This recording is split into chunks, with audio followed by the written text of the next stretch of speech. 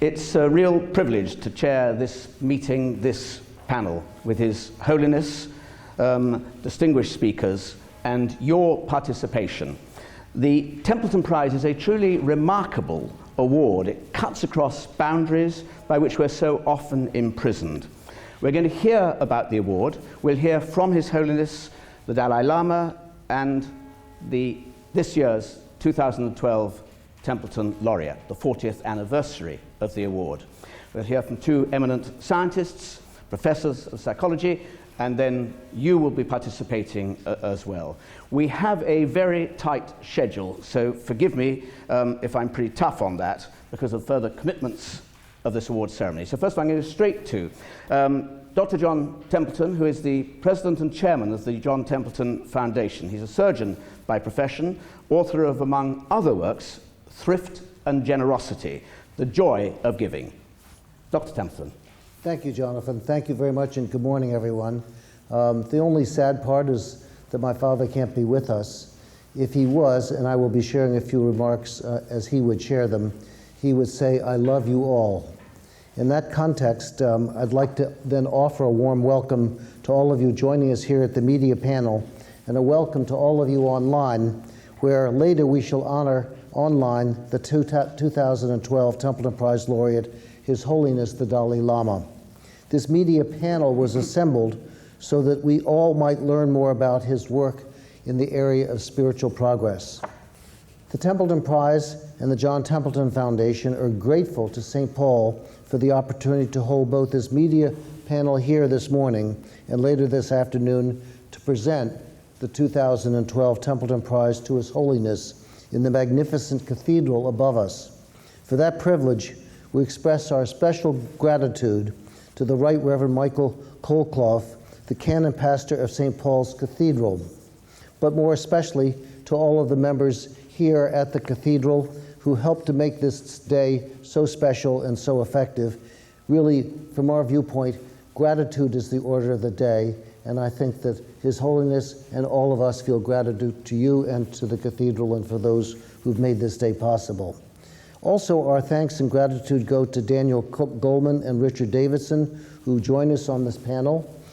For more than 20 years, Dr. Goldman and Davidson have organized numerous public conversations between the Dalai Lama, contemplative practitioners, and scientists. These conferences have led to a promising research on the science of compassion and the effects of contemplative practice on human biology and behavior. We are delighted that they will share their insights with us today.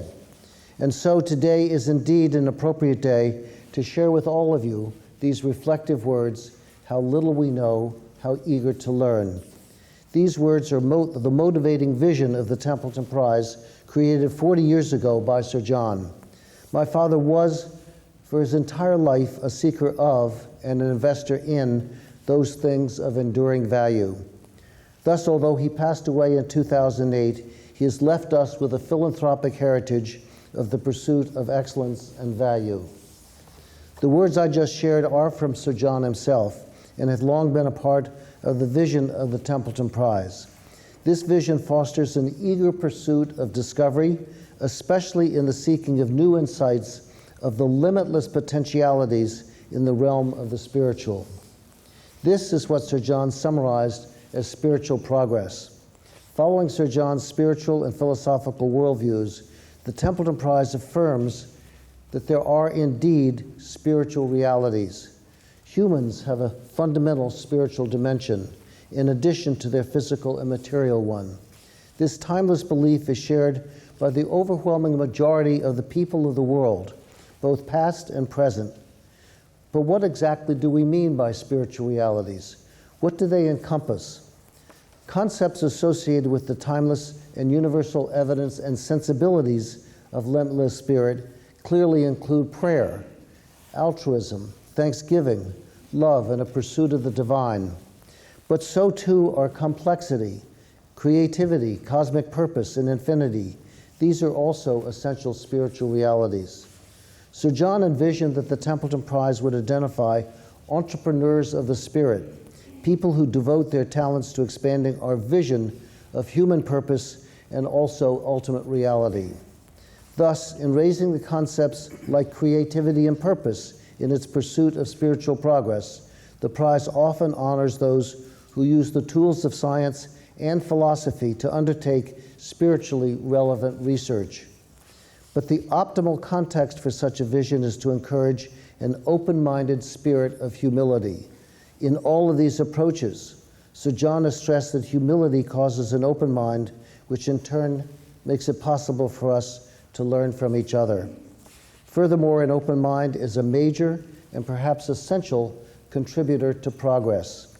The Templeton Prize seeks to recognize that spirit of humility so that people of all nations can learn about the rich variety of ways that all might love others beyond oneself and understand a supreme spirit. Sir John even foresaw the day when new information on spiritual realities from science research might reduce conflict between religions. He felt that from such research, people will come to acknowledge that spiritual information is a universal available to all. In this way, it is hoped that all religions and all people and in all nations will embrace the vision of how little we know, how eager to learn. And so, in that spirit of spiritual progress each year, the 9 Templeton Prize judges, representing a wide range of disciplines, cultures, and religious traditions, individually and separately of each other, carefully evaluate all of the prize candidates. From this process, the Templeton Prize judges this year chose His Holiness, the 14th Dalai Lama, Tenzin Gyatso, the 2012 Templeton Prize laureate. The blessings that His Holiness has brought forth include his being an incomparable global voice for universal ethics, nonviolence, and harmony among the world religions. But many may not know why the judges have chosen him as the 2012 Templeton laureate. For example, one judge remarked, "Through his spiritual stamina, the Dalai Lama has remained serenely steadfast in his stand for religion in its most positive dimensions." Clearly, then, His Holiness exemplifies Sir John's vision of spiritual progress. For more than 25 years, His Holiness has focused on the connections between the investigative traditions of science and the contemplative traditions of Buddhism. His Holiness has not only encouraged, but indeed has catalyzed serious scientific investigative review, for example, of the power of compassion and kindness and their potential to address fundamental problems of the world. This search is at the core of his teachings. And within that speech, he explores the types of big questions which are at the core of the John Templeton's Foundation mandate for breakthroughs in discovery and outreach that are relevant to spiritual progress. One of the questions His Holiness raises is, can compassion be trained or taught? Another question which is so relevant to the respect for which His Holiness has for every single person might be, what is the significance that each and every human being is unique in all of history? In summary, His Holiness has fostered the inclusion of careful scientific methods to the study of spiritual perspectives, which in turn are expanding the horizons of spiritual progress that the prize has recognized for some 40 years. Therefore, many thanks again to all of you for joining us this morning for this program, and thank you to His Holiness. Thank you very much, Dr. Templeton. I was going to say an introduction to the Dalai Lama, but from bitter memory, I know what happens when you do that. He responds with self-deprecation and wit, which makes one seem like a pompous ass. So I'm not going to do that. I'm simply going to say, Your Holiness, would you like to address us, please? Oh. Köszönöm. Oh.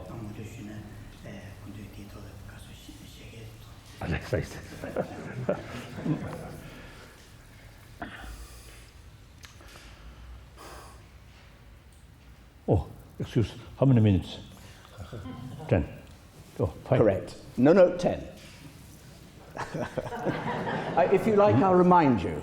Yes, good. Brothers and sisters, I really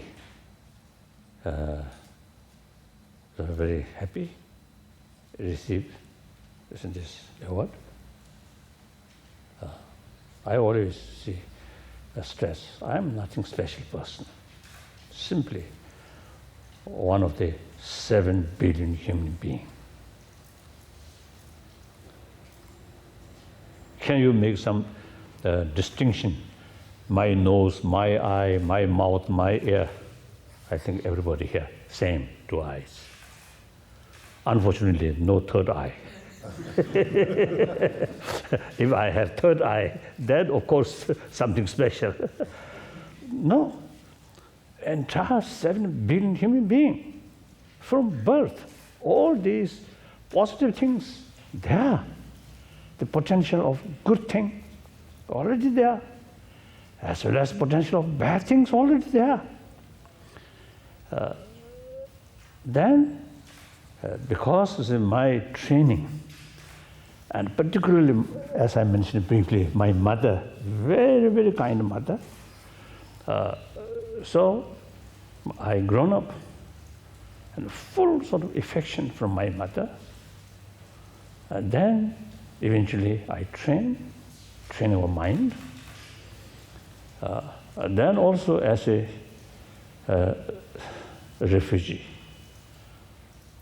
So opportunity, meeting with variety of people. And also listen. BBC, I always listen. And then read different sort of magazines or news.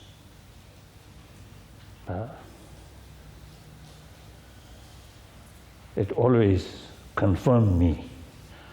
Ultimate source of calm mind, happiness, joyfulness is within ourselves. Billionaire, very powerful people, that's facing a lot of problems. Why? That clearly shows money, power fail to bring inner peace. One poor person, material field, poor, but mental level, very, very happy person. We can see that. Now, the scientific research also now shows calm mind, very, very helpful for good health. And then naturally, we see any family where full of affection there, the all family member, very happy family member. The family may be very rich, very powerful, but lack of that human sort of affection, suspect each other, distrust, jealousy. Then, no matter how wealthy family or powerful family, will not be happy. So now, I feel, we too much emphasis importance of money, economy. When we read newspaper, always say money, money, money. The government level also always say the development of the money, money, like that. So people, from childhood, eventually, I think I don't want to say whether this is the right word or not. Some way brainwash. We simply show people, oh, money is the ultimate source of happiness. That's, I think, wrong. Now time comes, whether we believe religion or not, that's up to individual business. But we must pay more attention about our inner value in order to lead happier life, healthier body. So that's my number one commitment. Number two commitment, I'm Buddhist. I try to promote religious harmony. So now this sort of award is received in a historical, big cathedral. Very, very happy, great honor. So because of this sort of my sort of commitment, according to my own level, small contribution for betterment of human individual and more close understanding among different institutions. So this sort of award I consider the recognition of my small contribution. So when I received Nobel Peace Prize, after that, when I reached New Delhi night, some sort of media people came at the airport. The first question, how to use that money? Fortunately, you may get that question here. So fortunately, as soon as I heard that announcement, I already thought, I never use this money for my personal. I'm the longest guest of Indian government, so all facilities provided by Indian government. No worry. I have no family, nothing. So just a single stomach here. That's all. So at that time, before I reach India, I already sort of make up in my mind is some portion to some Indian organization who really devoted helping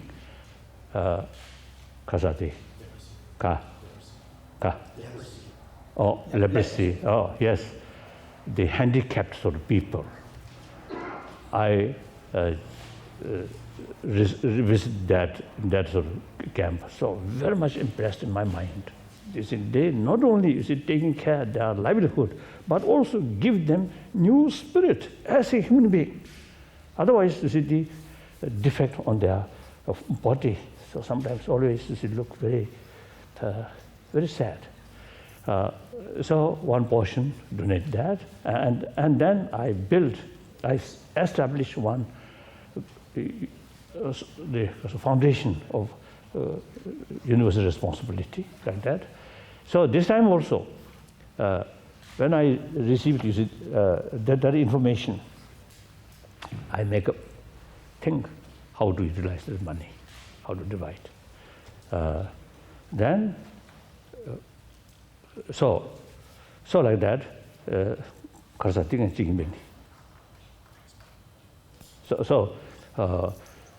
so I very much sort of appreciate your sort of Kasota choosing me this year's Kasota award.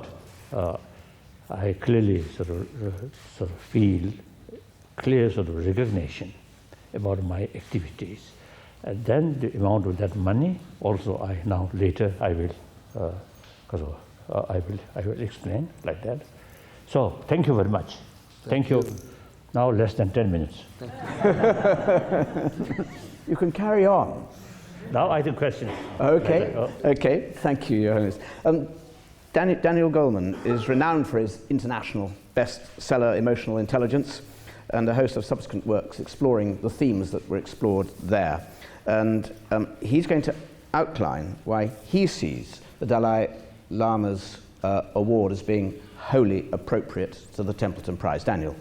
Well, also I'm going to give a quick 3 to 4 minute backgrounder on things you ought to know about His Holiness if you're going to write about him. To begin, I'd like you to remember a day when watches had moving parts. If you lived in Lhasa in the 1950s and your watch broke, there was one person who could fix it, His Holiness. His Holiness has had a lifelong interest in how things work, in science, essentially. In fact, I believe you, as a young man, maybe a teenager in Lhasa, I'm told you took apart 2 cars and put them back together in working order. 1929 Austins. I think I must add, it's my interest from childhood, science and technology. I think it seems to be a little hindrance about my study. But it actually has served His Holiness very well once he's come to the West, because from the beginning of time he came to India and traveled throughout the world, he sought out world-class scientists to learn from them about their expertise, their findings, and their theories. One of his first conversational partners was the British quantum physicist David Bohm, B-O-H-M. who I believe you met with over many, many years discussing quantum theory, and also the philosopher Karl Popper, who was a tutor on scientific method, and then, of course, the biologist Francisco Varela, with whom you and Adam Engel, a businessman who's here, founded the Mind and Life Institute, which we'll hear more about because it's very apropos of why His Holiness is perfect for this prize. And finally, Richard Davidson, from whom we'll hear in a moment. And if you were to do a search of books by His Holiness, you'd find more than 200, but I'm going to save you some time. There's just a handful that summarize his key thinking in this area. One is the book Ethics for a New Millennium, which was around 2000, I believe, in which His Holiness articulates a basis for a universal ethic, one that would apply and appeal both to religious believers and non-believers alike, because it's founded in science. His Holiness has used his scientific findings that he learned about over and over again to support his understanding of how science and religion alike seek to find the truth and to serve humanity, that they have these common goals in mind. The book, A True Kinship of Faith, describes your personal journey in meeting people like Bishop here from many different religions, and understanding that all religions have a commonality in valuing living a good life, an ethical life, and finding the argument for compassion as a foundation for that. And then the most recent book, Beyond Religion, where His Holiness explores an inclusive ethics, one that embraces the shared views of religious and non-believers alike, and finds a biological basis for compassion. And in sum, Your Holiness, you've seen how religion and science both seek to relieve human suffering, to foster human flourishing, and to support the strengthening of compassion. Over to you. Thank you very much. Richard Davidson, we just heard, is Professor of Psychology and Psychiatry at the University of Wisconsin-Madison, where you direct, it's a very, very long title, but I'm going to summarize it, to direct the Weizmann Laboratory for Brain Imaging and Behavior. Your most recent book, published this year, is The Emotional Life of Your Brain. Richard. Thank you. It's a pleasure to be here, and I'd like to especially thank the Templeton Foundation for their insights and wisdom to name His Holiness as this year's recipient, and for your extraordinary dedication to fostering the continual dialogue between spirituality and science, which I think is really the centerpiece of His Holiness's activities that are so centrally related to the mission of the Templeton Foundation. For more than 25 years, His Holiness has participated in a dialogue with scientists, largely catalyzed by the Mind and Life Institute, of which His Holiness is a co-founder. And one of the great insights from His Holiness's tradition is that virtuous qualities of character, such as compassion and kindness, are part of our biological repertoires. They're part of every human being. And if we are in situations where those capacities can be nurtured, they can be strengthened and enhanced. And they can be done in a way that is accessible to all people, universally, in a completely secular way. And this vision has been a vision which has had a deep and profound impact on modern science. In the mid-1990s, I think it's fair to say that there was virtually no scientific research on compassion.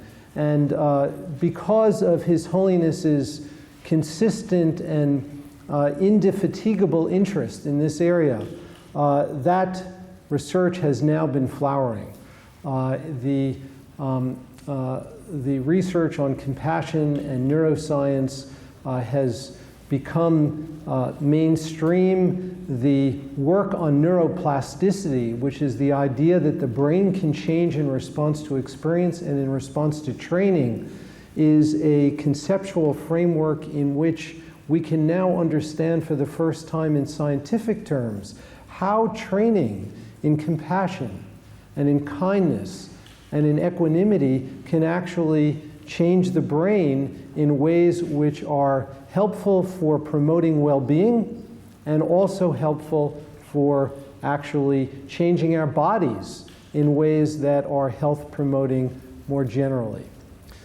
His Holiness has also catalyzed a new generation of scientists who are integrating for the first time first person, that is their own experience that they can derive from their own training of their mind, with third person scientific methodology, which is a strategy that was first talked about by one of the co-founders of the Mind and Life Institute, Francisco Varela. And that strategy has turned out to be enormously impactful and effective. And His Holiness has stimulated this new generation of scientists. Just several weeks ago at a meeting in the United States, His Holiness met with 6 young scientists who have received Varela Awards from the Mind and Life Institute, which are awards partially supported by the Templeton Foundation, which has just sparked this younger generation to investigate these healthy qualities and to determine how they can best be promoted. So it is really a joy to be part of this celebration, and I think that the work that His Holiness has catalyzed will continue to have impact throughout the scientific community. Richard, thank you. I have just one brief question of my own as on behalf of, as it were, the skeptical community of my trade, which is obviously the research that you are undertaking is extraordinarily fascinating conceptually. It may have profound significance and implications, but you ascribe to His Holiness a really seminal, crucial, catalytic role in making that happen, and that's why you think he should have the award. Is that the case? He does have that position. Well, for example, His Holiness gave an address in 2005 to the Society for Neuroscience in Washington, D.C. It's the largest and most prestigious organization of neuroscientists in the world. And that address was attended by approximately 7,000 neuroscientists, and it was seen on the web by many, many more. And I think that was a turning point in the acceptance by the mainstream scientific community of the importance of the kind of work that His Holiness was describing. And I think His Holiness has played a key role as a public intellectual in the fostering of that kind of secular approach to the promotion of this integration that we're seeing today. If I could, I remember a particularly seminal moment. It came in 2000 or 2003 when we had a dialogue with His Holiness, and Richard Davidson was one of the scientists, on destructive emotions. And Your Holiness, you said to Richie, Buddhism and the great religious traditions of the world have many methods that are very effective in countering destructive emotions, for example, fostering compassion. And then you urged him, point blank, you said, take them out of the religious context, study them as rigorously as you can in the lab, and if they are valid, that is, if they do benefit people, share them as widely as you can outside the religious context. I think that was the seed moment for this entire scientific movement. Thank you. Let me now throw it open to anyone and everyone here. If you give your name, some of your names I know, but to be equal, I'll pretend I know none of them. If you give your name, your organization. Yes, ma'am.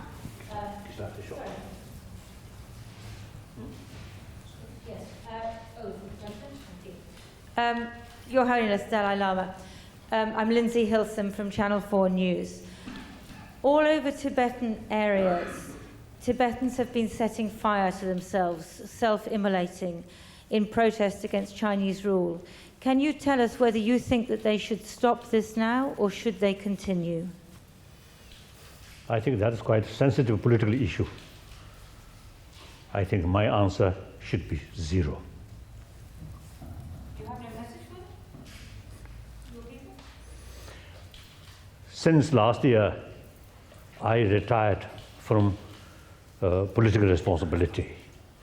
Not only myself retired, but also almost 4-century-old tradition, Dalai Lama institution, automatically become head of both temporal and spirituality of Tibet. That now ended.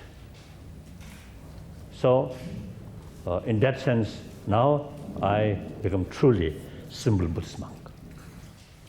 No answer. It is very controversial, very sensitive. I do not want to use this sort of, because of the great sort of what's the occasion, manipulate, politicize. I don't want. Many politicians in this country, when you're asked a very direct and important political question, obfuscate. They say, well, and they try to answer a different question. I wish you'd asked me that question. Very rarely do you get a direct no answer. Yes, just here.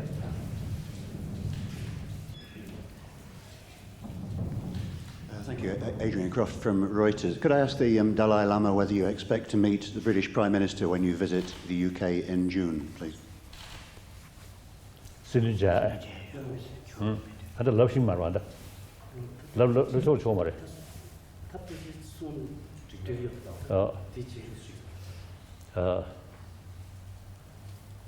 According to some my friend, now you wait till 1 o'clock, then you will know.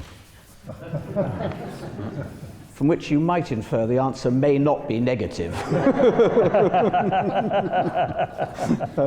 Here. So I mean, firstly, you say, I do not want to announce unless you see the office Prime Minister announce. So, so wait till 1 o'clock, then you will know.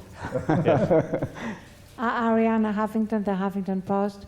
How can you experience so much compassion for people suffering and still maintain your extraordinary capacity for joy?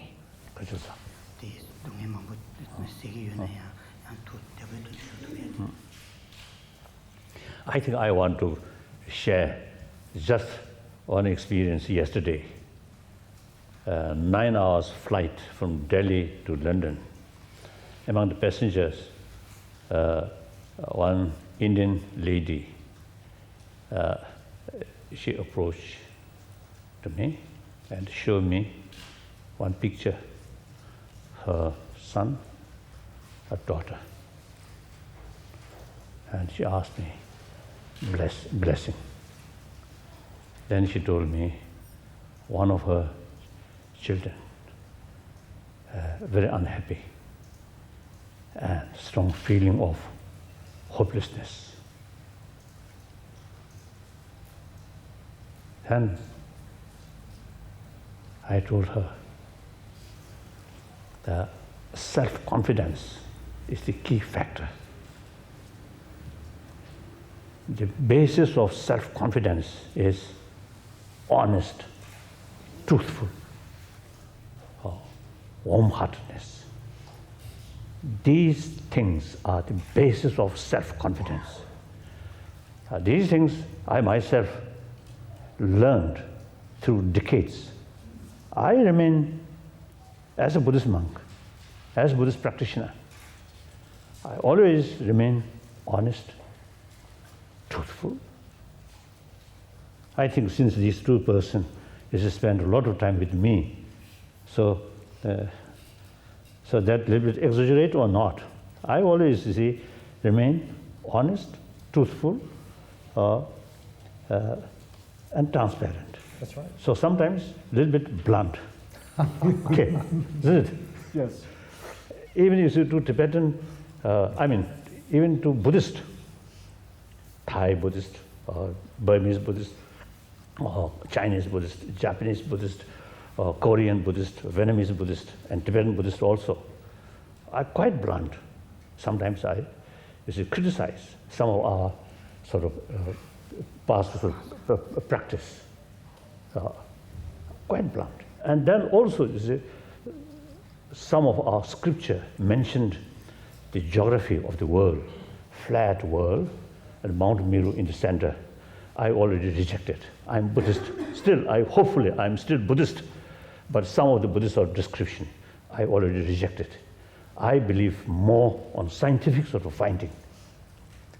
But those things scientifically not yet proved, that does not mean does not exist. But those things which prove by scientifically, that's true, that's a fact. So if that goes against some of the sort of Buddhist sort of belief, that we must change that. I think here maybe so therefore through my own experience, no matter what sort of environment, even hostile environment, there is method. You can keep your peace of mind. If your mind, way of thinking, totally relying on external environment, then you really become helpless. But we human beings, we are not animal. We have this marvelous intelligence. So use human intelligence properly and look holistic way about our life, about the environment, including your enemy. Through that way, you can see enemy very helpful to bring inner strength. So therefore, I told her,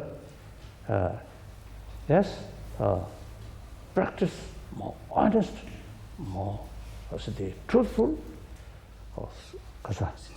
sincerity, then you get eventually self-confidence. That immense help to reduce fear. And that way you can develop self-confidence. So I told her yesterday, she also showing sadness, and while she explained to me, I also feel sad.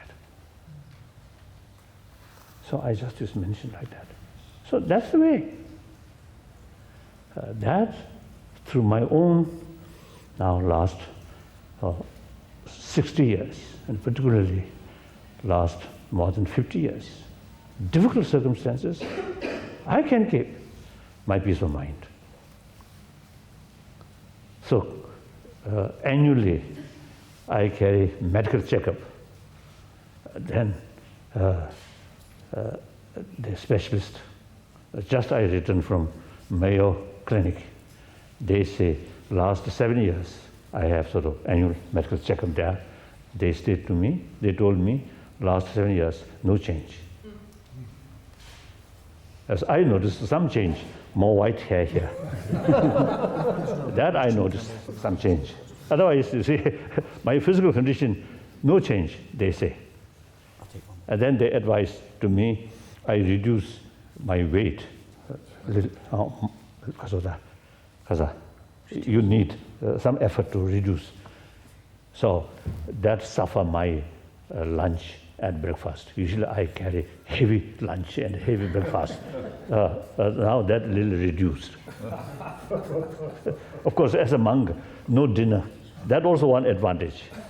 Just here in the second. Good, yes. In the second row here. Hi, I'm Eleanor Harding from the Daily Mail newspaper. I'd like to ask the Dalai Lama, what spiritual advice would you give to British people who feel that they're suffering at the moment during the economic turmoil in this country?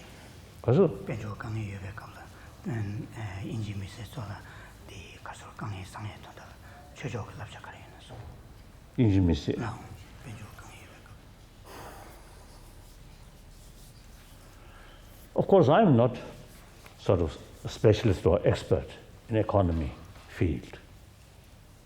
I'm just ignorant.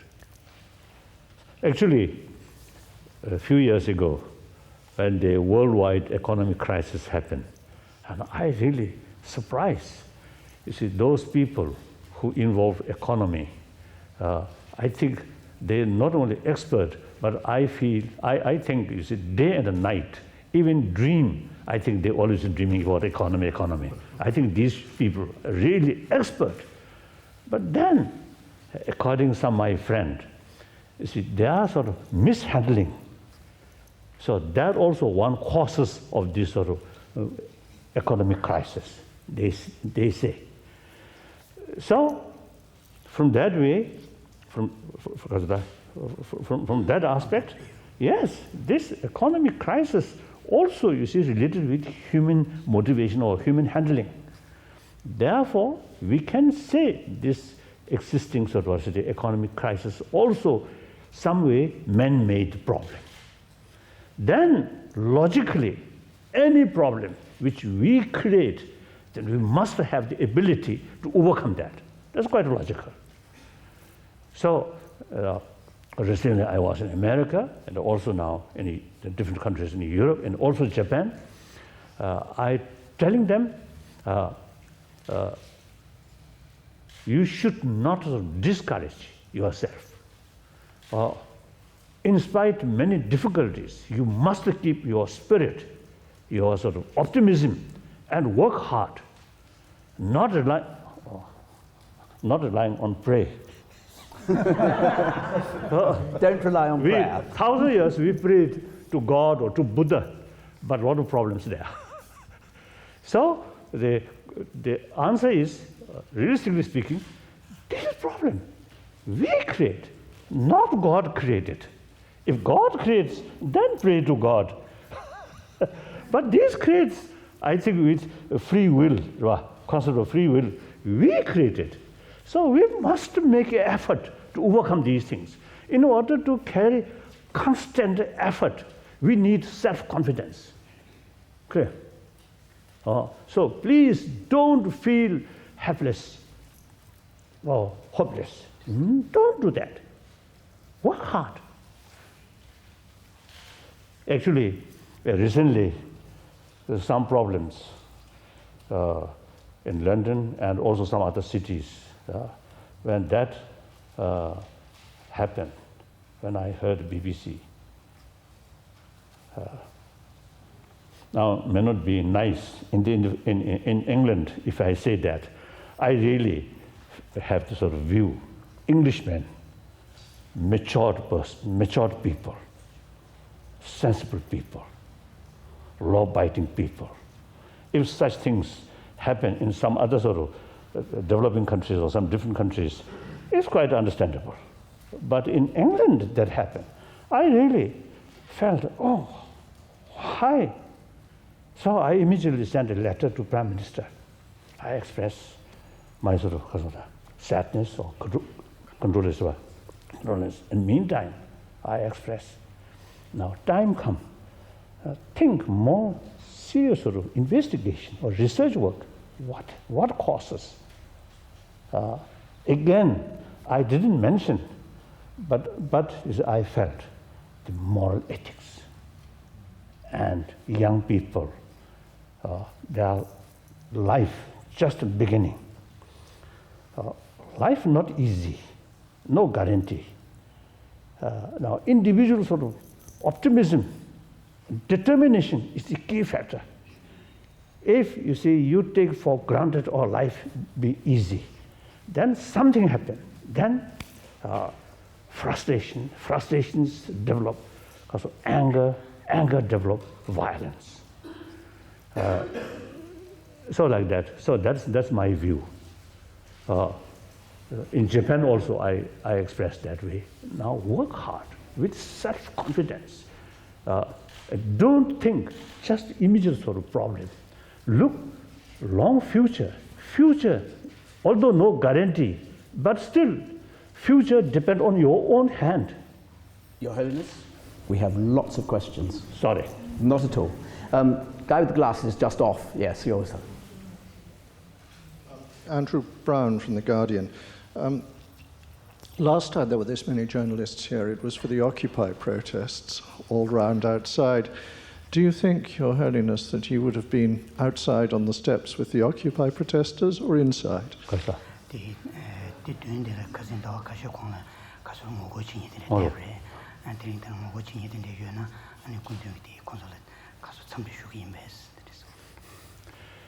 The reasons and motivation, if sincere, justified, then I may join with them. And one time in Delhi, one hour conference. This is some sort of a participant where this is mentioned some sort of what's the grievance of some sort of what's the difficult sort of people. Then I respond, these are really justify their sort of grievance. So if you organize some form of sort of demonstration, if you sort of proper appeal to the concerned people, not response, then we have to make some sort of activities, make known to larger public and also leaders. So if you organize, if you feel there's something appropriate, and if you organize some kind of demonstration, I will join. I told them. Can I just add that in relation to Occupy, on the genuine concerns, there wasn't a division between outside and inside. And I think that's really important. I think we'll leave that particular issue there, because we could go on for a very long time. There's so many hands up. I'm going to come to this side very arbitrarily, I'm afraid. Yes, ma'am, just on the second row here. Good. Katie Lee from AFP News Agency. Your Holiness, I read in the newspaper this week that you were recently informed of a Chinese plot to assassinate you. Is that true? When was it and how did it make you feel? I just met the BBC radio progress. She asked me that. I told her, we have no possibility cross-check, so I don't know. Okay, down here. Your Holiness, Michelle Klepper, also for the Daily Mail. In the past decade, you've received 79 major awards, medals and honours, yet no meaningful help from the West in your struggle for Tibetan autonomy.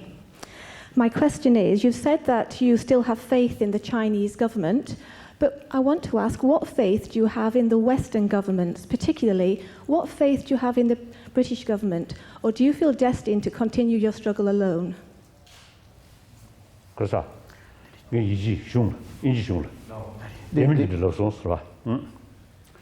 is also a political question. I think overall, our struggle, one aspect, ecology. Some Chinese ecologists, they describe Tibetan plateau as third pole because effect from Tibetan plateau about global warming as much as South Pole, North Pole. So he described Tibet plateau as a third pole. So ecological sort of the field, Tibet sort of protection, special pay attention about Tibet ecology is very, very important. That's one aspect. So government level or the NGO level, I think many people, including some Chinese, although you see some independent NGO, very, very small, but they also, you see, paying sort of the serious sort of concern, attention like that. This is one aspect. Second aspect, the preservation of Tibetan culture, Tibetan Buddhist tradition. That also not only for 6 million Tibetan people's concern, but that also, you see, at least directly around, I think, 13, 14 millions of people in Central Asia in that area. So the preservation. And then, most important, millions of young Chinese now showing interest about spirituality. According to some information, according this survey, number of Buddhists in China, I think 2 years ago, we noticed one Chinese university actually, you see, carrying that survey. It mentioned around 300 millions of Chinese who follow Buddhism, and including many of them following Tibetan Buddhism. So preservation of Tibetan Buddhist culture, Buddhism, is directly, you see, interest for several millions of people. Then I'm quite sure, look at China now. The moral crisis corruptions, immense. So from external force, discipline, limited. People who have power. At China, no proper rule, rule of law, no proper rule. So the Tibetan Buddhist culture, I think, long run, immense benefit to millions of Chinese who really sort of was passing through difficult sort of period like that. Then, so these two. So the beside government, many NGO, many organizations, and of course human rights violation, religious freedom. So it's many organizations you see can sort of make some sort of contribution regarding the Tibet issue. Then political side, in spite of the Tibet issue is firstly old issue, and secondly from the West, it's no economic interest, nothing. But I think the Tibetan issue very much based on moral principle. And also is a Tibetan issue, also sort of one aspect of Tibetan issue, also you see with the democracy. Now here in outside, we, after 53 years, we fully develop genuine democratic sort of practice. So when election last year, when election took place, some member, I think from different countries, including Canada and Italy, number of sort of European countries, their parliament member, you see, came to India and witness. They all say complete sort of fair of election like that. So many Chinese, particularly intellectuals, writers, they really showing us the spirit of solidarity with us. Now the government level, in any way, the government level, I think many government, United States, German, and then also the British government, and many others, really, you see, showing their genuine concern when they met with their counterpart of the Chinese leaders. Often they mention about the Tibet issue. So very grateful, very, very grateful. Then British, historically, we have special sort of relations. But meantime, how much they can do, we have to know there's limitation. Like that. Thank you. I'm afraid that we have reached our time. We've drifted somewhat, very illuminatingly from the Templeton Prize. And just to bring us back to it, I mentioned earlier, have you made, it is a huge award. It's larger as an individual award in money terms than the Nobel Prize. It's £1.1 million this year. Have you decided, Your Holiness, how you are going to distribute that?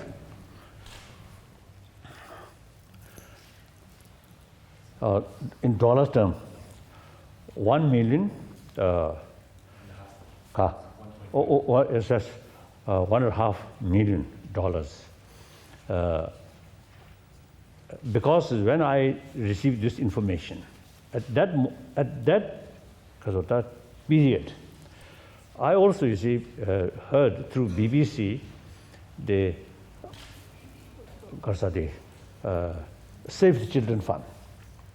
You see, they are really sort of a wonderful work worldwide. And also we received help from that organization in early '60s. So at that time, the leader of that organization, Lady McCarthy, one old lady, accent, very English accent. Wonderful. I remember very clearly. So we also have some connection. More important is our hope remaining our hope based on future generation I usually describe in a public meeting, I always mentioned my generation. And now, not only me, you, I think you also. I think you also, I think our generation belongs to 20th century. So we are ready to say bye-bye. Not yet. Oh, not yet, yes. Oh, another, I think we will witness the Kasura. I think within this century, I think 2 decades or 3 decades, maybe 4 decades, I think possible. In any way, basically, we belong to 20th century. So that century gone. That century, although wonderful century, that century, we human being, because innovated wonderful things in technology, in science, in these fields. However, that century become century of bloodshed, century of violence. Over 200 millions of people killed through violence. At the beginning of this century, some, like including Iraq, Afghanistan, or all this, and also Kosovo, you see these sort of crises, also symptom of the past century's mistake or negligence. Therefore, now using force and develop more weapons, not answer. Answer is through dialogue. Differences are always there. Even within oneself, you see the idea in morning, idea afternoon, different. Then there's no danger to violence. If worst case, suicide. So therefore, any sort of differences, conflict, we can solve through dialogue. After all, I mentioned 7 billion human beings. We are same human being. We owned this planet. This planet owned 7 billion human beings. Oh, sorry. So therefore,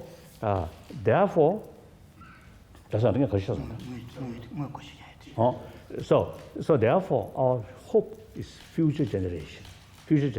Therefore, and then also another reason. At that time, I also heard polio, the problem in India. Poor country, but almost eliminated. So that's hopeful sign. So therefore, I firstly 1.5 million dedicated for Safety Children Fund. I prefer mainly in India. Then $200,000, since their work so much sort of attractive towards me. So I decide to donate organization, Life and Mind organization. Then few, $75,000 that I now decide to offer within our own monastic institution. Last, I think, 6-7 years, we already started so selected student, they study about science. Eventually, we now thinking, introduce in our monastic institution, academic. These are academic. I think they already witnessed this Buddhism, not just a ritual, a lot of sort of explanation about mind. Quite rich Buddhist psychology, information, Buddhist psychology, very, very rich. They found very useful information. And then Buddhist philosophy. Your Holiness. Oh, sorry. It's only because you have to move to your next engagement. That's the only reason I interrupted you. Sorry. So I said.